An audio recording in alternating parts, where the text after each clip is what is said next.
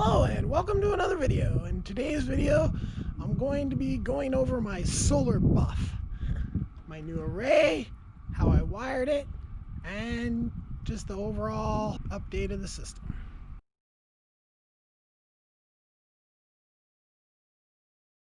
Alright, so this is east here, directly east, and these are in parallel with this. So these are all in series, and then this and this are in parallel. So the mounting on these, this is one piece of strut per one of these. Now I assembled these things and then took them up here and mounted them. So they're 3/8 lag on the front, or on the back, and that's 3/8 lag on the front. And then this is some RV roof sealant. Okay.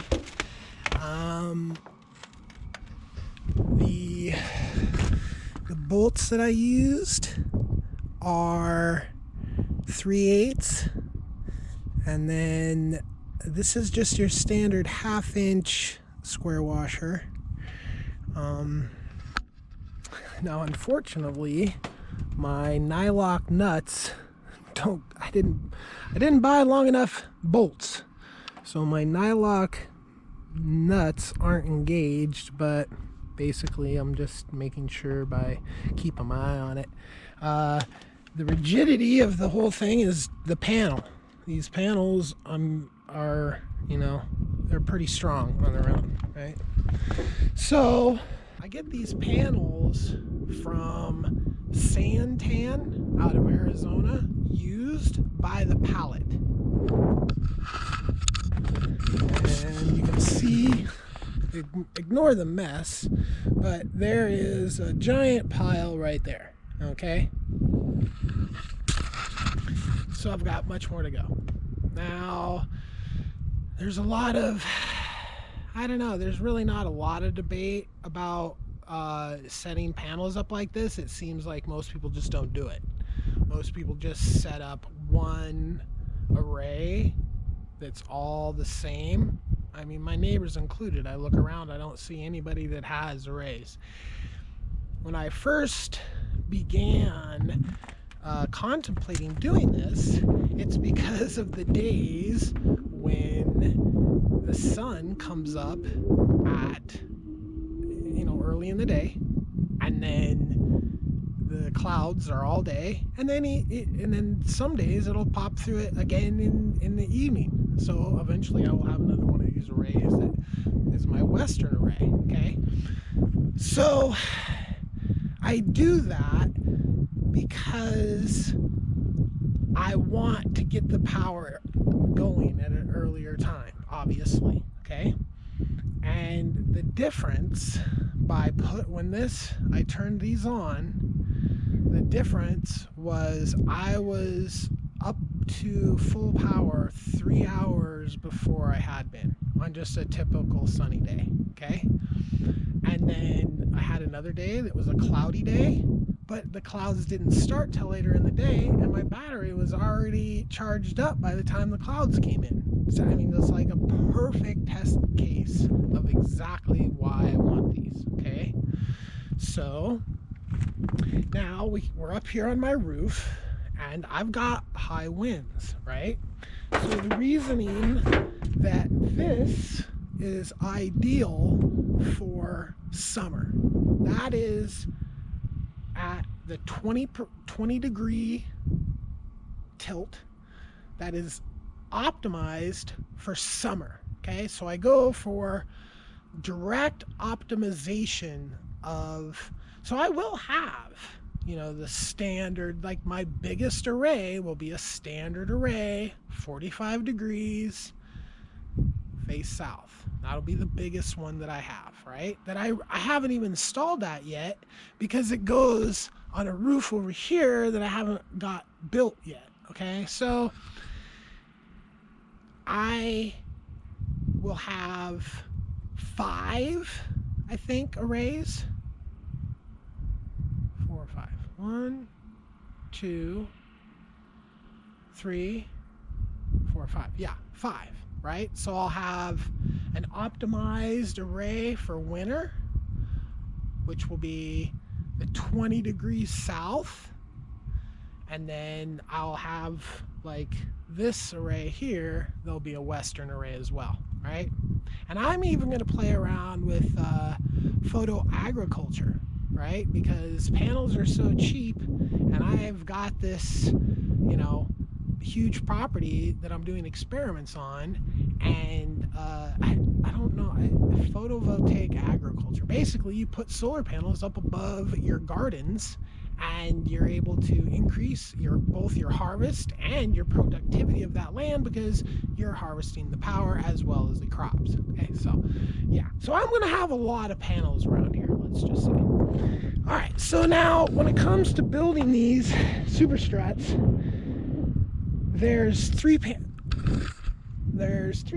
over here and six superstruts. Okay, so now on this one there's 6 panels, and this one took 11 superstrut, right?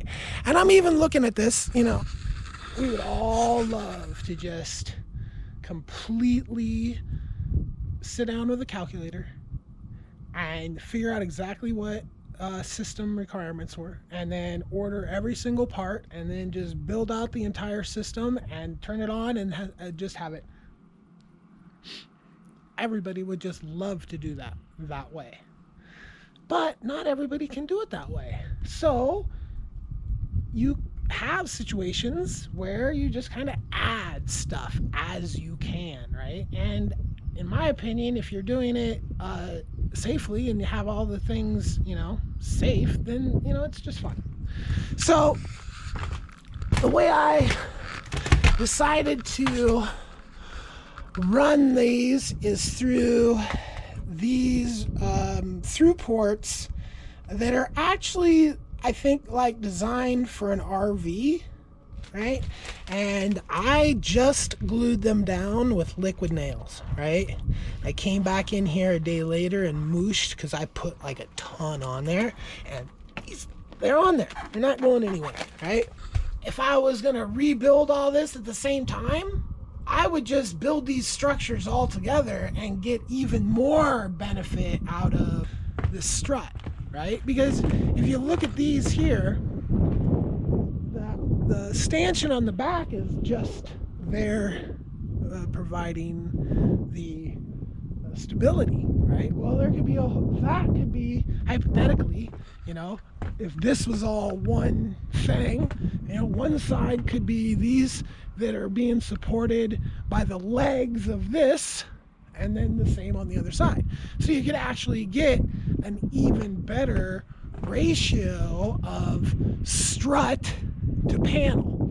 And the reason I bring this up is because it is as much money for the panel as the strut.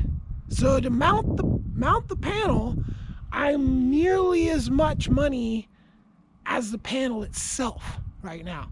So if I can mount more panels per strut, right, which I got, the first one I did, it was only 11 pieces of strut, and this one was 6, but if I just do this, and it'll be 12, right? So it's actually a little less efficient. But if I was to do all this at once, it would be even more efficient, because the legs of this would be the side of that, and the base of this would be, you know, and it'd all be connected, and I would probably be, you know, at maybe even like 1 instead of 2, or just basically, what is that, like 0.8 or something like that on this one, 1.8, and these are 2.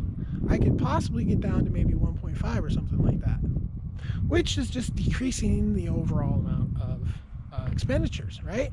Well, you time you add the wire and all that, you know, the panel is one expense, and then everything else, to wire it, to mount it, is another expense that's just about equal to that if you're doing it in about this way, which still, I mean, so cheap. You know, each one of these you know, like $130, $130 or something like that. And then this, you know, is pretty much that, just, you know, minus one piece of strut. Okay, so here is the addition of the paralleling of the two different arrays. And this gizmo right here is the key. When I first started asking people about this, they're like, oh, you gotta look up, you know, on Will Prowse's forum.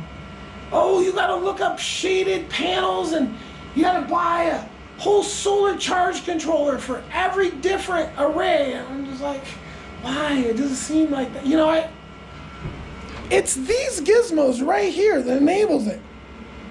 Those are $11, okay? And what that thing does is that only allows power to go through in one way. So if one of those panels shorts, then the power can't go from here to there. Now, when I was talking to people on the forum about this, not only were they not telling me about that gizmo, but they also were not telling me about the potential.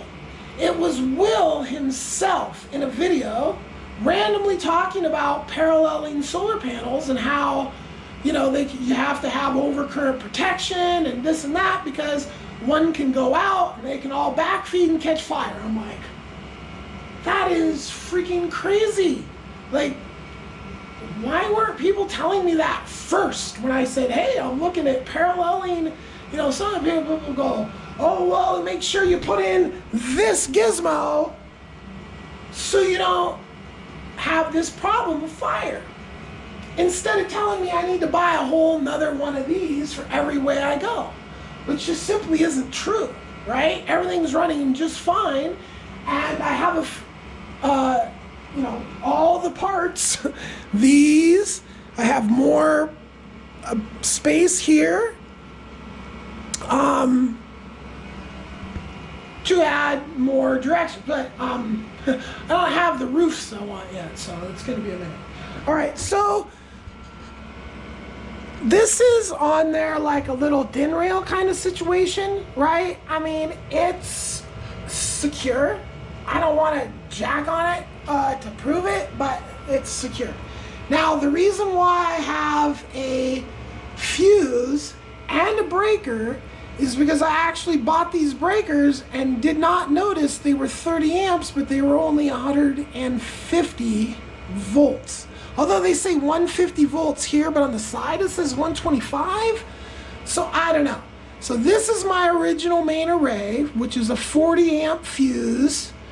And I'm not sure what the voltage rating on that, but that array goes up to like 200 in the middle of the summer, right? So that specific breaker won't work for that array.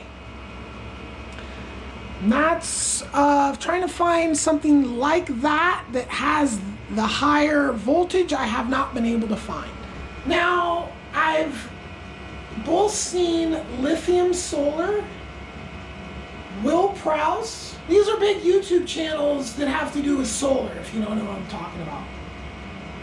And other channels that will have wiring that looks like this, okay? Like this, what does this look like? It looks like wires everywhere. It looks like it might not be code. You know, I've got the wires coming through up here and going through there. This old one's my internet here. So my point with this is that this would not be acceptable if you have kids or pets or, you know, a bunch of people. But I know what's going on here. I know everything's isolated. I know everything's grounded. I know everything's wired correctly. I don't come in here and poke at stuff, you know? So for temporarily getting things going.